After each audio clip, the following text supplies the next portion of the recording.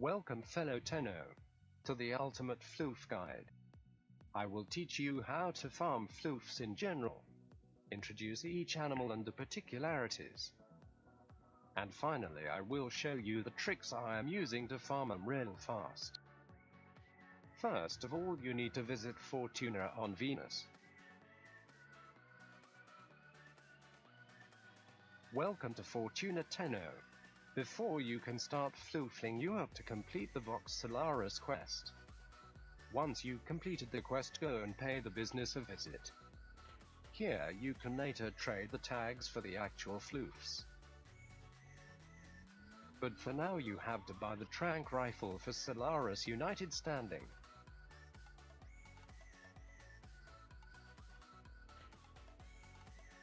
You will also need at least one Echo Lore. Although you only need one, I do recommend to buy all 7 Echo Lores. Echo Lores are reusable, so you need only one per species. If you just want to farm floofs for Solaris United Standing, I recommend you to buy the Kubrodon Echo Lore. There are also non-reusable pheromones. I will come back to the utility later in the video. Before you go to Obvalis, you have to go to your arsenal and equip the trank rifle on your gear wheel.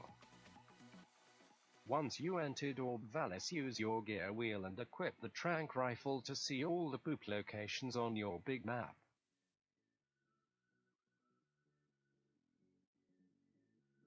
If you press 2 or hold 2 to equip an Echo Lore, you will then only see the 3 active poop locations for that animal species.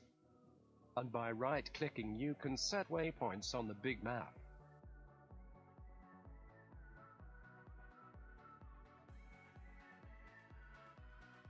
I highly recommend to use an Itzlarkwing for fast transportation.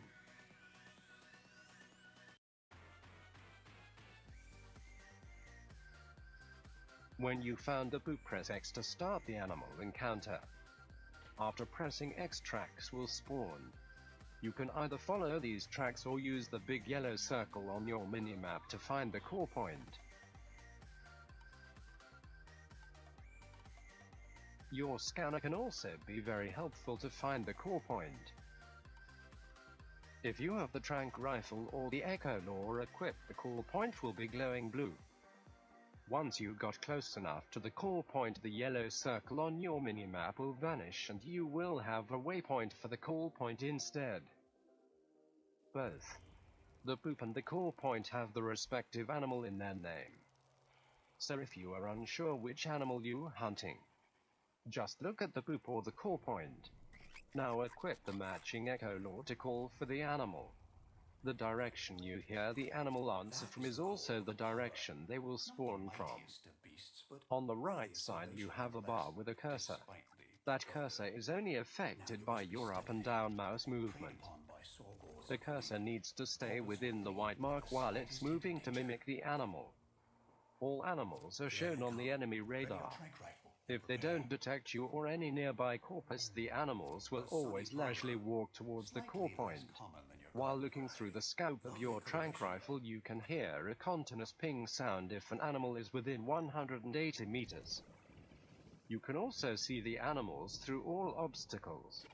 The trank rifle has a mag capacity of 3 and is silent. Once an animal is hit, it will fall asleep within a second.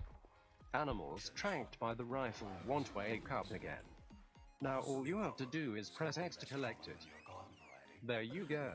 A lot of information about the animal and a funny note. Now it's time that I introduce all 7 current animals. There will be coming more on the plains of Idolin. At the time this video was made, no release date was announced. Each animal has 3 subspecies that are only distinguished by their coloring. This is a pobber. Pobbers are very small animals similar to mice. They will be immediately trying to flee once they detect you or any nearby corpus. Pobbers always spawn in groups of 3, which makes them by far the fastest way to get a large amount of floofs in a short period of time. This is a vermink, or as I call them, dogs. Verminks spawn alone and will, like the poppers, immediately flee when in danger. This is a Bolarola. If you hunt Bolarolas with your trank rifle, you need to hit the underside of the animal.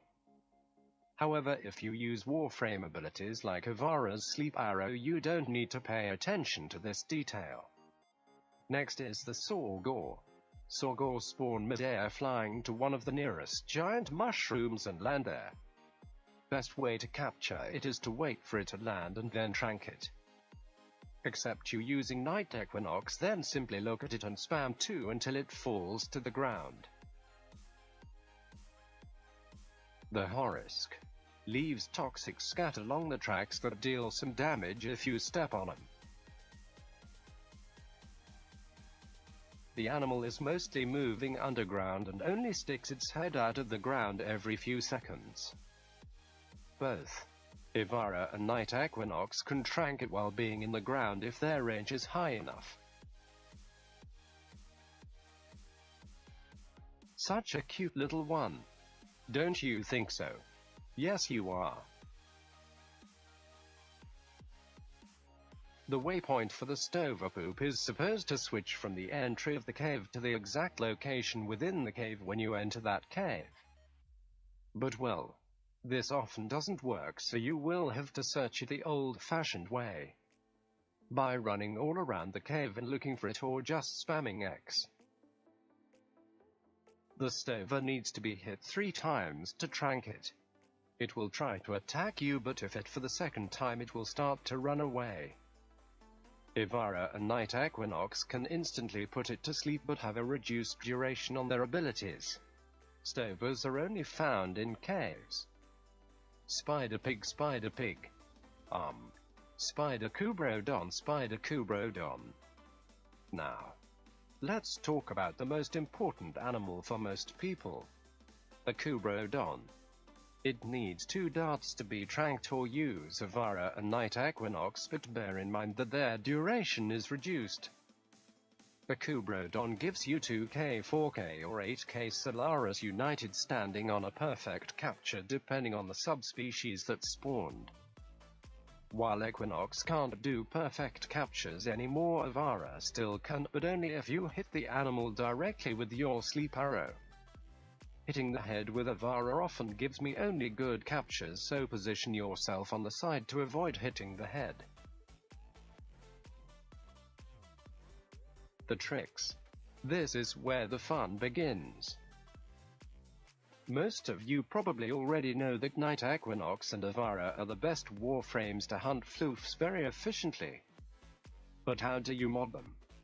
The builds I will introduce now are meant to be all-rounders, so that they can deal with all animals as well as having enough duration for your friends to come close enough so that all of you get the floof tags. Let's start with Equinox. To be honest, Equinox is the better floof hunter, but it is entirely up to your personal preference which one you use. If you decide to use Equinox, I highly recommend to use the maximum possible range because she can't go invisible. Having a lot of enemy radar is also highly recommended since all animals are shown on the enemy radar. You could then even listen to music and don't have to pay attention to the direction the animal's answer comes from. As I said earlier, some animals have a reduced ability duration on them, so that a higher duration is needed, especially when hunting with friends. As with all builds in Warframe, there is not only one way, so you can of course tweak it until it fits your playstyle. Ivara. My favorite Warframe. Her invisibility makes her capable of completely ignoring any nearby corpus while hunting floofs. Although the conservation gear prevents you from using any abilities, you can still use her invisibility by simply activating it before you equip the conservation gear. I recommend max duration on her due to her base duration on the sleep arrow being less than half of the duration of Equinox sleep. So Avara's advantage over Equinox is her invisibility. Equinox on the other hand has a higher base duration so that you can mod for more range and has no travel time cause her sleep is hit scan. Now it's up to you which one you want to use. If you want to hunt sorghors, I would recommend Equinox though. Unattached to the question which one you like more. Resource Booster and the Smeatagavat loot buff can increase the amount of tags you get from an animal. So using them is essential when you want to have many floofs quickly. Now that the capturing process is efficient, we have to talk about the most time-consuming part of the whole hunt. Finding the core point. Although each boop has a limited number of possibilities for the core point to spawn, there are still dozens of points you would have to remember. To bypass this, there are a few simple rules you can follow to find the core point way faster. 1. If there is an obstacle such as a lake, a street, or a mountain in your way to a part of the yellow circle, chances are very high the core point is on the other side.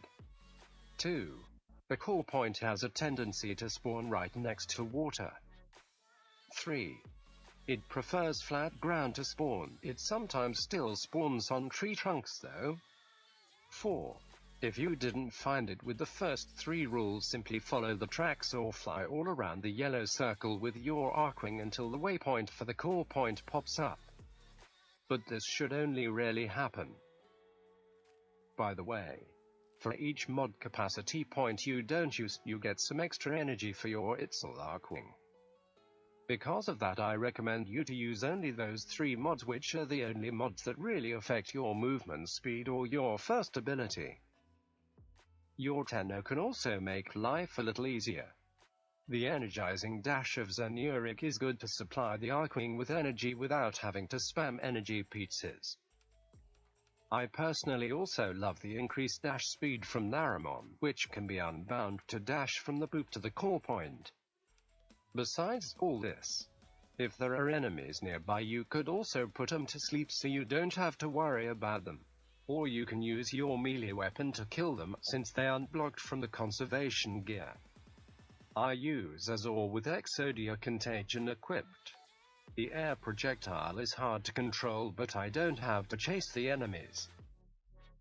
Another thing I found to be very helpful is to keybind the trank rifle.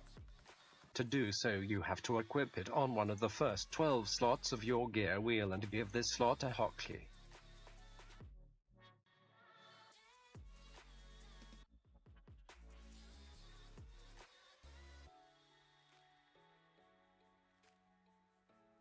Deactivating the Archwing about 200 meters away from the boop gives you enough time to press the hotkey while aim gliding, so you don't have to wait for it being equipped on the ground.